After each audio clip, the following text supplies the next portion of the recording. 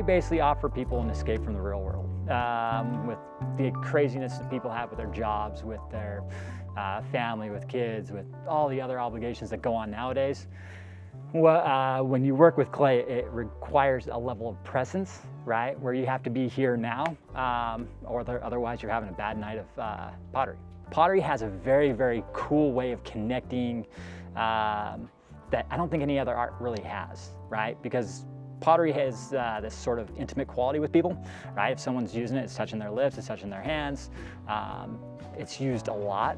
And so from that standpoint, there's a level of connection that comes from pottery that you don't really get from, say, a painting or a sculpture or something of that nature.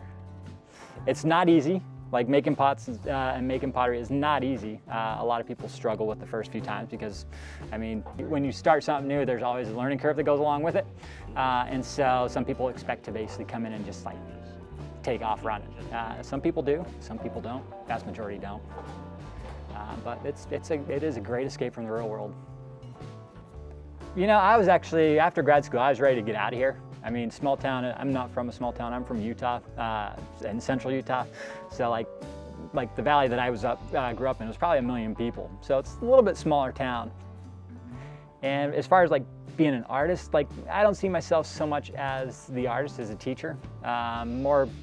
Basically most of my revenue is driven by the classes, and then the pottery just kind of like extra bread and butter. I watch my kids by day, I teach classes by night, and the only time that I really get to make pots is from about 10 o'clock at night till about 2 o'clock in the morning, and then I wake up at 8 o'clock again to basically take over so my wife can go to work and I can watch the kids. So, I mean, it's just, right now, it's a time thing. Throwing is my favorite, like the act of just working on the wheel and making the pots, that's the best part. The other part, like I hate selling pots. Like I hate, I like the money part, but I hate the act of selling. I just like making. Luckily, people like to buy them too, so that makes it a little bit easier.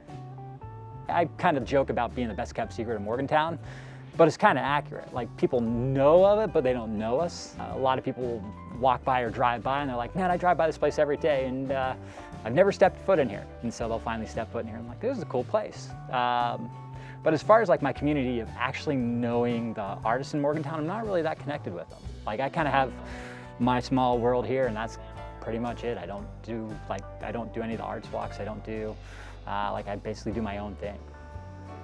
I do have the best clientele in the world. Like they keep coming back and they keep coming back for classes or for pottery or for various other things. It's one of the greatest communities / group of people